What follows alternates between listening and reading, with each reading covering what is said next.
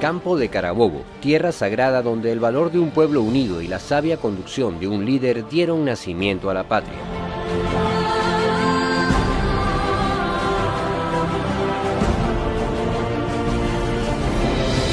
En honor a la gesta heroica se levanta en Carabobo el monumento con el que rendimos tributo a quienes nos legaron la independencia y marcaron nuestra esencia libertaria, antiimperialista y bolivariana. Territorio que fue testigo y escenario de la batalla del 24 de junio de 1821, como también lo fueron los caminos de monte y sabana que siguió el Libertador y sus tropas para conquistar la victoria.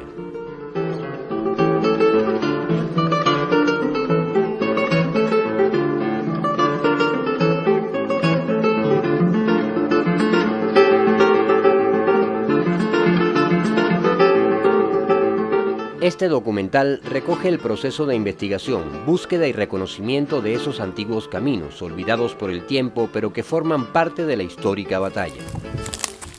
Este recorrido o reconocimiento que estamos haciendo en estos terrenos forma parte de una investigación desde el punto de vista científico que está llevando a cabo la Universidad Militar Bolivariana de Venezuela para determinar exactamente el sitio por donde pasó el Ejército Libertador cuando iba a la batalla de Carabobo, aquel 24 de junio del año 1821, desde la llanura de Taguane hasta la llanura de Carabobo, donde se libró la batalla.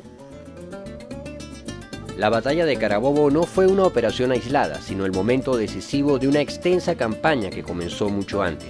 El enemigo dominaba el norte, era fuerte y numéricamente superior, controlando las principales ciudades. Las fuerzas libertadoras se encontraban al sur y en pocas zonas del oriente, una situación que no parecía favorecer a los patriotas. Pero una década de lucha había consolidado el genio militar del Libertador y, siguiendo el principio de concentración de fuerzas, ejecutó movimientos que permitirían el avance de sus tropas hasta reunirlas en San Carlos, a la vez que ordenaba maniobras para dispersar al enemigo fuertemente concentrado en Carabobo. En vísperas de la batalla, el general Bermúdez avanza desde Oriente sobre Caracas librando combates cuyo fin no era otro que atraer sobre él la atención del enemigo. Similar acción realiza el coronel Cruz Carrillo desde el occidente y el coronel Plaza movilizándose hacia la zona del Pao.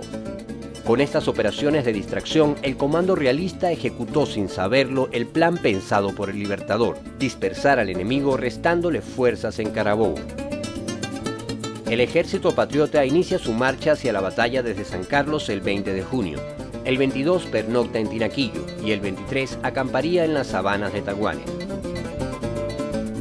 Por vez primera, el ejército patriota veía marchar todas sus fuerzas unidas, 6.000 hombres organizados en 3 divisiones, la primera comandada por el general José Antonio Páez, la segunda a cargo del general Manuel Cedeño y la tercera división a cargo del coronel Ambrosio Plaza.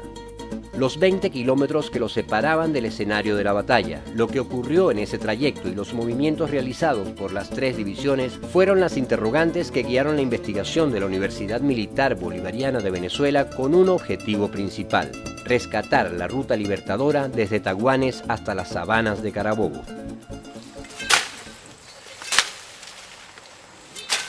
Hemos hecho durante un año 84 expediciones, 400 kilómetros de recorrido. Estas expediciones fueron conformadas desde el punto de vista multidisciplinario. Hemos tenido geógrafos, geólogos, antropólogos, Hemos también, una cosa importantísima, recogido la tradición oral. Hemos conversado con gente de la zona, sobre todo personas mayores. Nos han aportado una información valiosísima acerca de lo que ellos conocen de este camino y cuáles han sido sus vivencias en este lugar. Eso ha sido un aporte fundamental.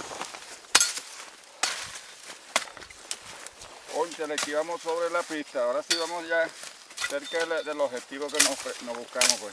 Allá para Taguani, por ahí mismo por donde veníamos, por donde pasó Bolívar en aquellos años atrás. Yo diciéndole a Parra que Bolívar sí pasó trabajo, por donde pasó Bolívar, por tantas cerros y montes y vaina. Bolívar es Bolívar, eso nos llena de orgullo. Hace 43 años estuve por acá, por esta zona. Yo tuve el alto honor de fundar el hoy batallón 24 de junio. Que en las noches esos diálogos imaginarios que yo tenía con los próceres y que de ahí nació la canción dedicada a la batalla de Carabobo. Suena el clarín, la batalla de Carabobo ya va a empezar. Bolívar libertador, desde el Cerro Buenavista a la posición realista, él le pasa ya revista. Observa el dispositivo que presenta el enemigo, ordena con su talento un ataque sorpresivo, una maniobra genial por la pica de la mona, al contrario desmorona. Una maniobra genial por la pica de la mona, al contrario desmorona. 23 de junio de 1821, el día antes de la batalla. Los documentos de la historia nos permiten saber que Bolívar, con su ejército reunido, acampó en algún lugar de la sabana. Hasta el lugar de la batalla, en Campo de Carabobo, lo separaban varias formaciones montañosas. La más cercana es la Serranía de las Tres Hermanas, que asciende hasta el Cerro de Buenavista, lugar estratégico desde donde el Libertador divisaría el campo de batalla. Para llegar a esa cumbre, Bolívar y sus tropas habrían seguido el antiguo camino existente para la época, una ruta hoy olvidada y por donde comenzó nuestra búsqueda. Uno de los hechos que motivó esta investigación es que la mayoría de los autores que han escrito sobre Carabobo no se encargaron de ubicar dónde había acampado el Ejército Libertador. Eso nos motivó a buscar ese sitio. Conseguimos dos registros interesantes. El primero fue las relaciones topográficas de Venezuela, hechas entre el año 1815 y 1819 por los geógrafos militares del general Pablo Morillo. Ahí existe todo un recorrido o una relación de los puntos de todos los caminos de Venezuela, desde el punto de vista militar. Y estaba casualmente el tramo Tinaquillo, Campo de Carabobo. Estos documentos, realizados en su momento con extremo rigor, describían paso a paso el antiguo camino, el rumbo geográfico, las particularidades del terreno, la topografía y los minutos que debían recorrerse entre cada punto de referencia. Esto nos llevó a recorrer el territorio a la misma velocidad indicada, 90 pasos por minuto. Y luego conseguimos otro registro interesante que fueron los apuntes estadísticos del estado de Carabobo del año 1876, en el gobierno de Guzmán Blanco. Describía el camino igualmente desde Campo de Carabobo hacia Tinaquillo. El trayecto desde Tinaquillo hasta el Campo de Carabobo se cubre en parte por una autopista y bajo el argumento de que las modernas vías de comunicación siguen el mismo trazo de antiguos caminos, se ha sostenido erróneamente que ese fue el mismo rumbo que siguió Bolívar para atravesar la sabana. La autopista tiene 70 años que le echaron. Usted tiene 77. Yo tenía 7 años. Por ahí pasaba la carretera vieja. Y la autopista pasaba por aquí. ¿Entiendes? Estaba la carretera que era carretera de tierra, granzón. Era el camino viejo. Puro granzón. La autopista iba un poco más o menos como a 1 kilómetro de la carretera por donde pasan los carros para acá. El camino de la época salía de Tinaquillo rumbo oeste y noreste hasta el paso del río del mismo nombre, al cual se llegaba en 10 minutos. Manteniendo el rumbo este, se llegaba a la primera casa de Taguanes en 23 minutos. De allí al paso del río Chirgua se llegaba caminando al noreste durante 20 minutos más. Pero lo que encontramos en este punto no coincidía con la descripción de los documentos históricos, dificultando la identificación del camino. Donde debía estar el paso del río Chirgua no había rastro del mismo. Y lo que debía ser un terreno plano de sabana era todo lo contrario.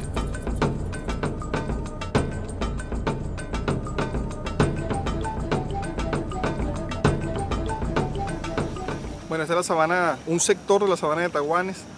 Estamos actualmente ubicados sobre una montaña artificial, producida por una mina de extracción de arena que está ubicado sobre esta sabana.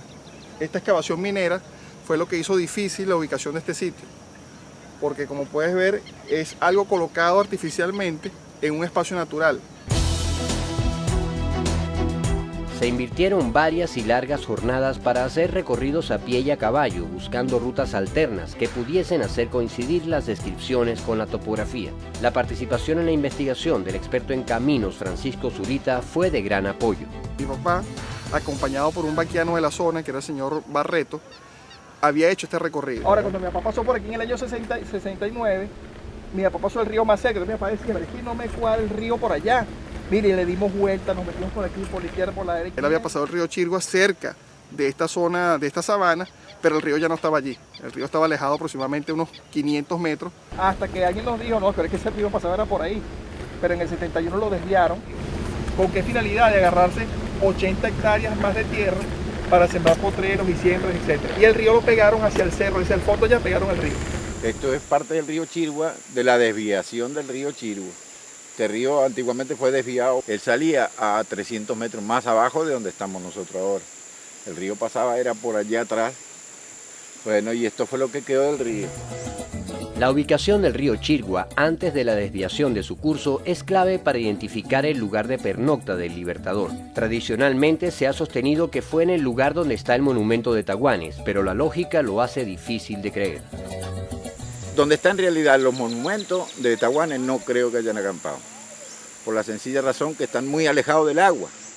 Y con la cantidad de personal y bestias que traía esa gente, ¿cuál era el producto más necesario aparte de las armas? Agua. O sea, o tienen que haber acampado más hacia este río o más hacia el río que pasa por Tinaquillo. Que yo me inclino más a este porque es más grande que el de Tinaquillo. El de Tinaquillo es casi una quebrada. El río Chirgua está muy alejado de la sabana de Taguanes que conocemos donde está el monumento. Entonces había que buscar un sitio que tuviese las condiciones de aproximación al río Chirgua. Y el único sitio posible en toda el área, desde el punto de vista de la vegetación, desde el punto de vista del terreno, era este lugar acá. Y eso coincidía con que el camino pasaba por aquí, por lo menos hasta 1876. Era una ruta usual, el camino normal, de ordinario, que se utilizaba en la época. El lugar histórico que fue identificado gracias a los documentos del siglo XIX coincide exactamente con la descripción que ofrece uno de ellos. Se trata de una sabana limpia, circundada de cerros. Al fondo tenemos el cerro conocido como Cerro El Ramero, y luego hay una especie, es como un cráter que está rodeado de toda una cadena montañosa. Hace casi que una circunferencia esta sabana de Taguanes en este sector. Haber logrado identificar el lugar donde el Libertador y sus tropas pernoctaron y desde donde salieron a la batalla el 24 de junio es uno de los logros más importantes de esta investigación y un paso para evitar que termine desapareciendo bajo los escombros de la mina. A partir de este lugar y con el mismo método continuamos durante semanas levantando cada uno de los puntos de la ruta, logrando encontrar segmentos del camino completamente tapados como el camino del ganado. Este es el rasgo del camino que nos faltaba. Por aquí pasó Bolívar, aquí salió la tropa con Bolívar y pasaron hacia las hermanas. Me tocó conversar con el dueño de esta parcela, con 4 familias que viven acá que no se imaginaban jamás y nunca que estos podían ser los pasos del Libertador. Y resulta que hace cuestiones de 15 días dimos y lo conseguimos. Esta forma de este trillo no es corrientes de agua naturales.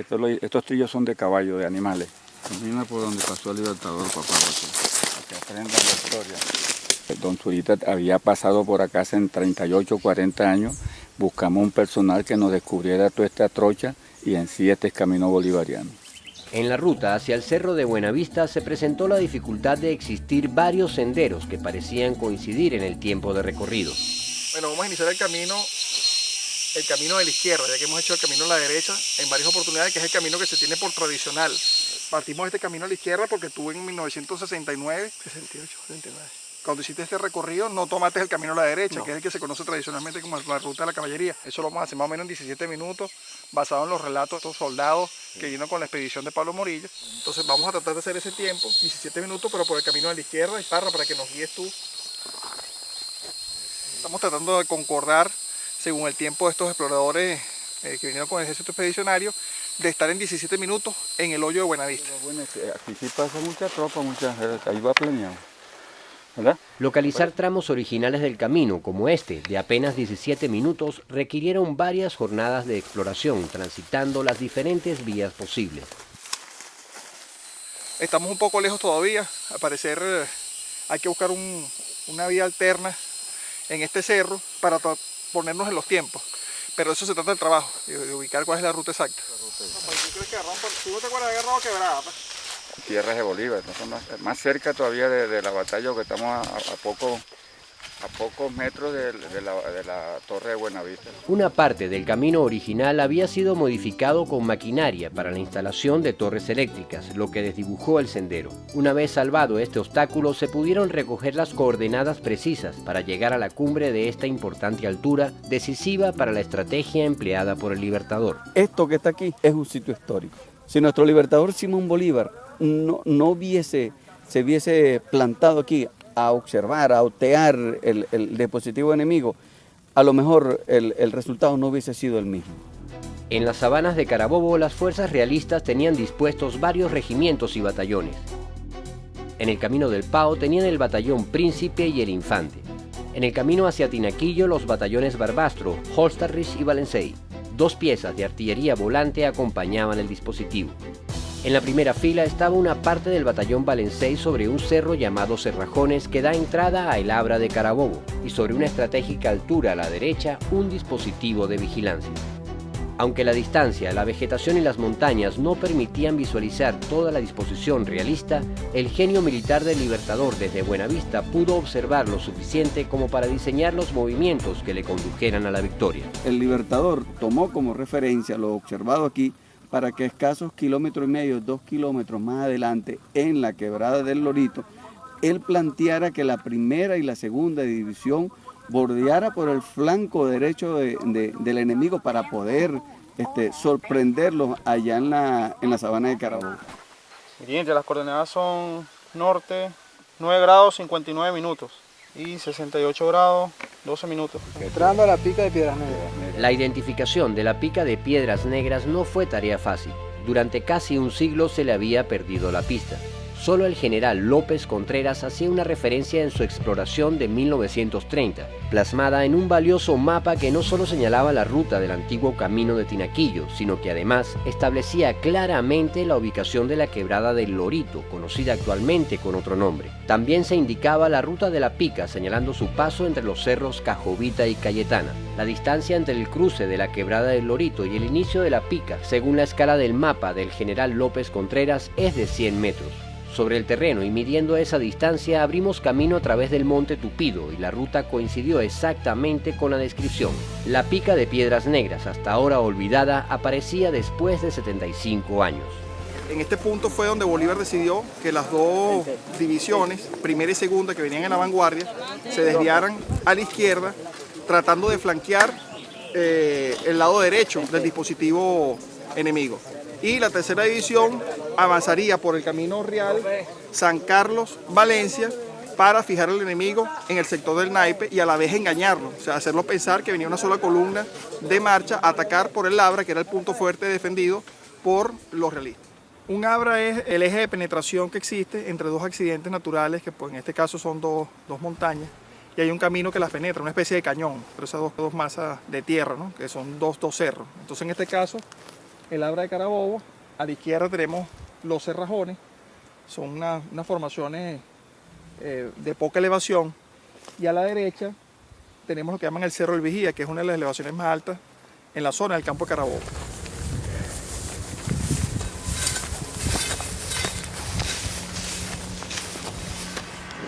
grados 59 minutos 22 segundos. Y oeste 0,68 grados 11 minutos 61 segundos. Altura 532 metros. Estamos en el Cerro del Vigía. Bueno, me dudo que aquí los españoles tenían tremendo punto. Bueno, de hecho, esto que es el Vigía, precisamente la función era de tener un hombre aquí que en forma de una vigilancia permanente para ver que todo lo que venía por el camino real. Si venían tropas, si venían dominaba el camino. Pues. Dominaba el camino, pues. Esa es la idea. El Buenavista Ok, pero mire. ¿Qué es aquella torre que está allá? Allá está el Cerro Cayetana y se ve la bandera. La siguiente torre que se ve al fondo. ¿Esta que está aquí? No, la otra, la que, La que sigue ya que no se ve sino nada más el la que tiene copito. mayor altura, sí. Ese mismo es. Desde allá fue el punto de observación del Libertador el día 24 de junio en la mañana. Es decir, el enemigo lo esperaba por este punto. Ya venía con la decisión desde allá, desde Buenavista, de hacer un desbordamiento por una de las alas, derecha o izquierda, para evitar justamente el paso por el este ataque sitio. frontal contra la... Sin embargo, llegó aquí al pie de este cerro. El Libertador viene desde el naipe. ¿Qué hace él? Hace un reconocimiento por fuego. Se acercó exactamente para, entre otras cosas, darle tiempo a las que están, las divisiones de primera y segunda, que van por el camino de la quebrada del naipe arriba. Y esto que está aquí es el camino antiguo por donde subió el Libertador. Este que está aquí. Desde este sitio, el Libertador envía la orden a su primera y segunda división de proseguir el avance, pero no por el camino real, sino por la pica de Piedras Negras, iniciándose allí el movimiento para flanquear al enemigo. Ambas divisiones siguen la misma ruta durante aproximadamente 2 kilómetros hasta desembocar en el ramal oeste de la Pica de la Mona. La segunda división, al mando del coronel Ambrosio Plaza, tomaría hacia la derecha, esperando indicaciones en las faldas del Cerro Cayetana. La primera división, comandada por Páez, seguiría por la izquierda, llegando al peligroso sitio de Gualembe, donde estarían al alcance del fuego enemigo. Pero el Libertador, desde su posición cercana al Abra y con 40 zapadores, ya había tomado la delantera para prevenir el ataque. Inicia esta pica, tal como lo resalta un participante de la batalla que se llama Emilio Briceño, que después fue general. Esta pica va a conectar con el camino de Gualembe, que es la pica donde se fue el Estado Mayor y coincide con el paso de la primera y segunda división por el Cerro Pelú y Cerro La Tumba.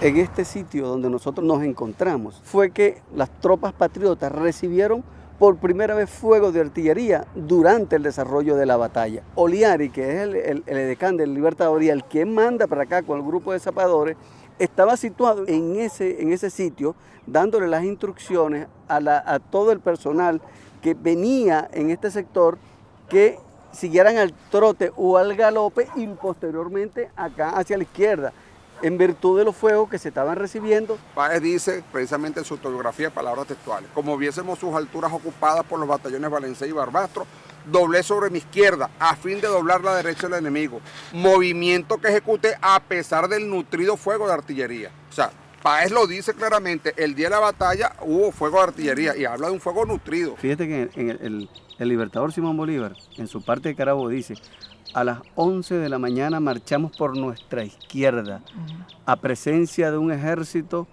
que bien situado nos dominaba y nos cruzaba con todo su fuego. Con el tiempo apareció en el Archivo de Indias en España un legajo de documentos de la audiencia realizada un mes después de la batalla a varios efectivos del ejército realista. Uno de estos testimonios es clave para entender dónde estaban emplazados los cañones.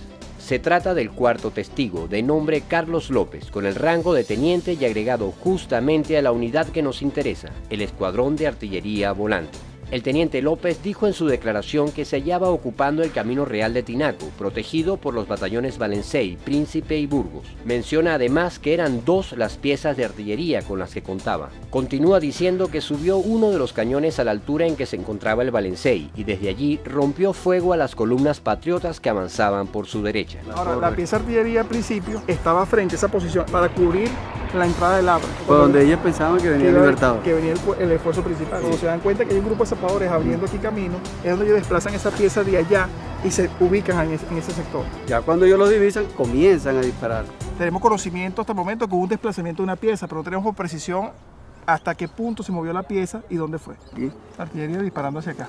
Disparando hacia acá, pero... Hemos hecho un estudio comparativo de mapas, de croquis del siglo pasado, realizado por López Contreras. Estos datos, levantados en 1930, guiaron los pasos de la investigación por intrincados caminos en busca de la ubicación exacta de la artillería. Y este trabajo no se hace desde 1921. Este recorrido así a pie. Y eso es lo que estamos haciendo hoy. Sí, ahorita estamos en el cerro, donde se puede visualizar lo que es el Cerro El Vigía. Estamos buscando este ángulo para poder observar de dónde se emplazó la artillería realista. existe un registro fotográfico interesante y esas fotografías nos han servido como muestra, como base para ubicar los sitios exactos. O sea, hemos hecho un estudio comparativo de la foto antigua con la foto actual, donde se tomó en el lugar exacto. Pero ellos, según la foto, dicen que sí se visualizaba el sitio donde le dispararon. Claro, hoy en día la cantidad de árboles, la vegetación, árboles que no eran autóctonos de esta zona, como el mango, impiden la visualización. Según la foto, era casi que una maleza rala, pues no había casi bosque. Esto ese cerrito es ese cerrito que está aquí. Ajá, sigue viene la depresión, vuelve a bajar aquí, ¿ves? Ajá, que es allá. Ajá, y sigue, ok. Ajá. Lo que sí estamos claros es que la toma fue de aquí para allá. Hacemos geoposición, hacemos el encuadre de la foto y con ella hemos podido localizar los puntos exactos donde el general López Contreras, que fue el único que hizo registro fotográfico, o el más antiguo registro fotográfico del campo Carabobo, y con eso hemos logrado conseguir la ubicación de la artillería, hemos logrado conseguir la penetración a lo que fue el Abra de Carabobo, a la trocha que emprendió Bolívar en un momento dado para evadir el dispositivo realista. La visual, la topografía, la distancia de tiro y las antiguas referencias coincidieron y logramos ubicar el emplazamiento de la artillería realista en lo que aún existe del cerro conocido actualmente como Corocoro, lugar desde donde se efectuó el fuego de artillería a una distancia de 560 metros hasta la depresión que en Gualembe forman los cerros Pelúo y El Ocumo. Nos encontramos acá el día de hoy haciendo unas pruebas en un cañón de montaña para utilizarlo como símil en lo que va a ser la demostración de fuego de artillería en el campo de Carabobo. El motivo que el cañón que se utilizó en el año 1821 es hoy una pieza valiosísima del museo que se encuentra en el campo de Carabobo. Vamos a utilizar un cañón de instrucción. Para ello hemos traído el día de hoy un cañón de montaña que posee características similares al cañón de la época, aunque es un cañón más avanzado de otra tecnología, pero que en dimensiones, tamaño y movilidad se parece mucho al cañón utilizado en 1821. Es un cañón de 4 libras, de 85 milímetros. El calibre de este cañón es parecido a ese, solo que la diferencia de este cañón que es un cañón de retrocarga con bloque de cierre, o sea, un cañón más moderno. El cañón de la época era un cañón de bancarga, es decir, se cargaba por la parte delantera, a diferencia de este que es un ánima rayada y no un ánima lisa como lo tenía el cañón de 1821. El cañón de 1821 podía disparar 2 tipos de munición, lo que llamaban la metralla, que tenía un alcance aproximadamente de 410 metros, ¿verdad? Y la bala maciza, que tenía un alcance aproximadamente de 800 metros. Lo que es en cuanto a la cureña, o lo que llaman el montaje, es decir, donde se coloca el cañón, son muy parecidas las condiciones. El que está en el campo de Carabobo era un cañón, una cureña de madera, ¿verdad? Un poco más rústica que esta, no tenía los sistemas modernos de pernos que posee este cañón. Sin embargo, se parece mucho lo que es el alojamiento. Poseía, como pueden observar, el mismo sistema de orejas. Este sistema permite que uno pueda efectuar la puntería del cañón y también representa pues un seguro para poder trasladarlo. Con mucho cuidado cuando lo gire. Es necesario mencionar que cuando el cañón de 1821, el que se utilizó en la batalla de Carabobo, se disparaba, el cañón se movía porque no tenía un sistema de estabilidad como lo poseen los cañones actuales, con amortiguadores, retrocesos. Entonces eso hacía que la pieza tenía que colocarse nuevamente en batería y efectuar todo el procedimiento para el tiro. Por eso ese cañón podía efectuar máximo 2 tiros por minuto aproximadamente.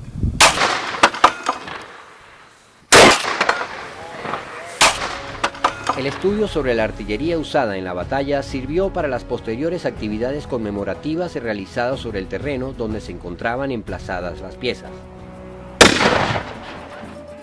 Resueltas las interrogantes sobre la artillería y su ubicación, continuamos con la investigación sobre las rutas que siguieron las divisiones primera y segunda para llegar a las sabanas de Carabobo, coincidiendo totalmente nuestro resultado con lo planteado por el general López Contreras en 1930 en lo que la primera división respecta.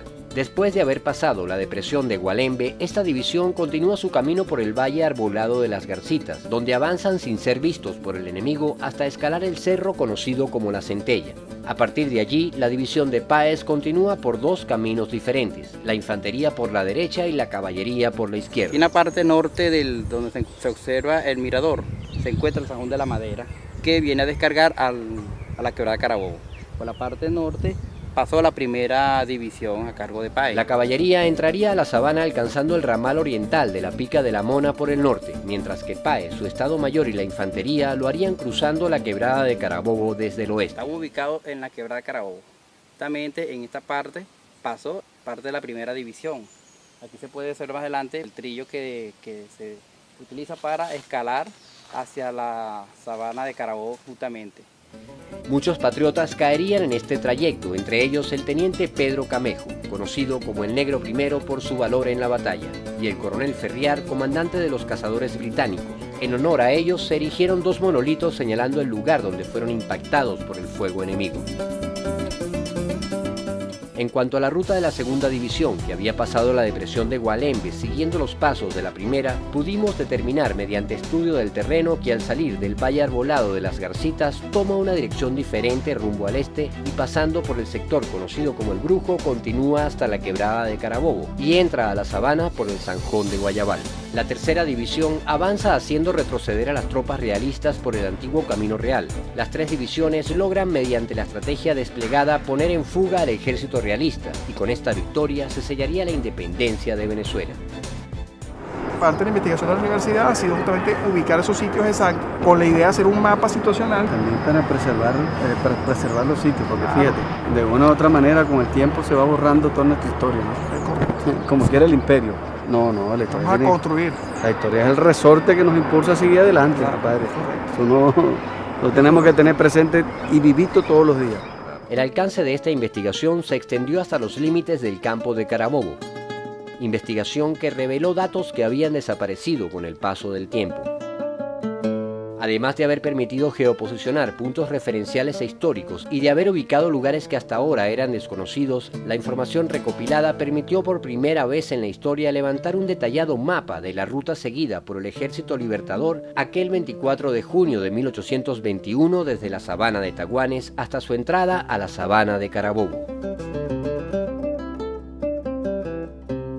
Contamos hoy con información vital para que la historia y la ruta seguida por el Ejército Libertador hacia la batalla de Carabobo se preserven y se conozcan, para que se respeten los lugares emblemáticos y no se continúe devastando el escenario de nuestra historia, para que la desmemoria y la indolencia con nuestros valores patrios detenga su avalancha destructora y para que los errores que por desconocimiento se hayan cometido sean enmendados.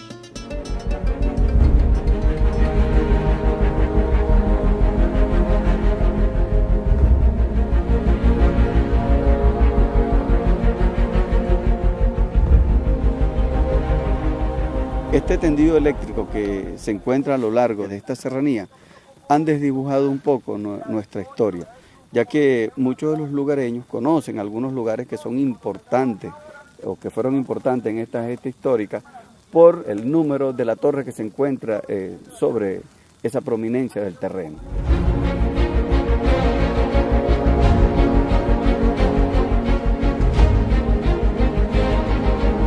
Y aparte de todo esto, imposibilita que cualquier venezolano o cualquier turista, inclusive durante épocas de lluvia, venga acá porque constituye un peligro muy grande y posibilita o inclusive una descarga eléctrica. Nosotros hemos hecho un debate a lo interno de la comisión, quien está trabajando con relación a esta ruta, y se han planteado recomendaciones a ver la posibilidad de poder trasladar estas torres hacia otros sitios para no desdibujar lo que es nuestra historia. Y deberíamos tener la suficiente conciencia de preservar un espacio que nos llena de espíritu de libertad, de compromiso con todo este proceso incluso revolucionario, porque si no cuidamos nuestras raíces, donde nuestro ejército se sacrificó y salió a emprender la conquista sin otra alternativa y ser invictos en Carabobo, o sea, ¿qué más pudiéramos decir?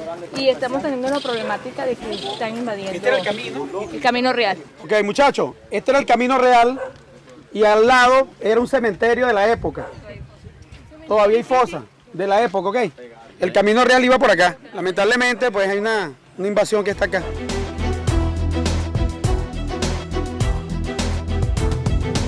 Así como la expansión urbana y el interés económico han actuado contra la ruta histórica, hay otros actores que han ejercido combativamente su defensa. Las comunidades organizadas y el poder popular, a quien se suma hoy la Universidad Militar Bolivariana de Venezuela. Simón Bolívar. Tiene que sentirse orgulloso de que por aquí pasó Bolívar. Por esta comunidad. Okay. Por aquí, por esta comunidad. No pasó por aquí pasó Bolívar. Por aquí pasó compadre. Por aquí pasó compadre, por estos montes de... El cerrito que está por aquí se llama la Cayetana, ¿lo conocen? En ese cerrito. La batalla de Carabobo. Peleando con espada. Peleando con espada.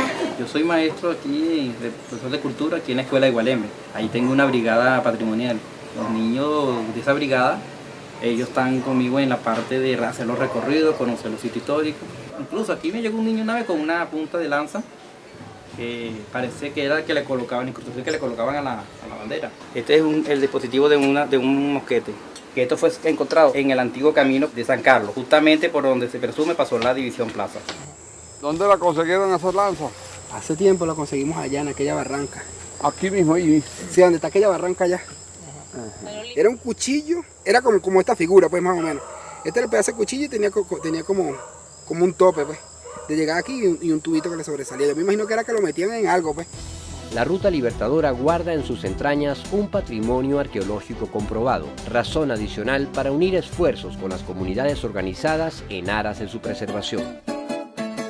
El material recabado en esta investigación nos encaminó hasta la sede del Instituto de Patrimonio Cultural, institución que se encarga de velar por el registro, salvaguarda y socialización de nuestro patrimonio cultural. El objetivo, construir los mecanismos legales para la protección de la ruta. La idea es, si nosotros hacemos lo que llaman la servidumbre de paso como tal, que uno diga, bueno, mira, por aquí va el trayecto. Se establece el plazo de un año para determinar cuáles van a ser los usos específicamente en el plan de manejo.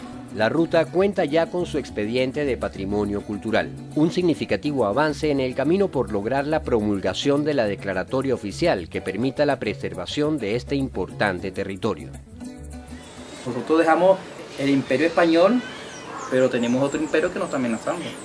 Entonces tenemos que conocer la historia porque igualito, si nosotros no nos sentimos venezolanos y no valoramos lo que nuestros ancestros hicieron para nosotros tener hoy en día, esto que se llama Venezuela, este país, pisar estas tierras que son nuestras prácticamente, le estamos dejando lo que otros decían por nosotros.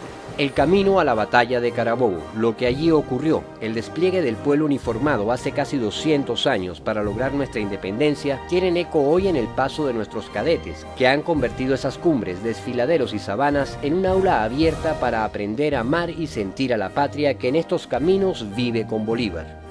Para mí, que he sido un romántico en la vida en esta carrera militar y ahora como profesor de historia militar durante 22 años, es algo satisfactorio y me voy cargado espiritualmente. Ustedes tuvieron la oportunidad de conocer estos parajes, de conocer estos sitios tan llenos de historia. Son los cimientos de nuestros verdaderos valores patriotas, revolucionarios y chavistas. Nosotros tenemos que tomar la energía que hay en estos 20 kilómetros para agarrar más fuerza y tener más ímpetu, tener más ganas de luchar y defender esta sagrada patria que nos legaron nuestros libertadores. Así que vamos, muchachos, vamos a emprender con mucho entusiasmo este camino, esta senda. Vamos a recorrer, vamos a caminar la gloria como lo hicieron nuestros libertadores. ¡Chávez vive! ¡Sí! ¡Independencia y patria socialista! ¡Vamos pues! ¡Vámonos para Carabobo! ¡Vamos para la gloria!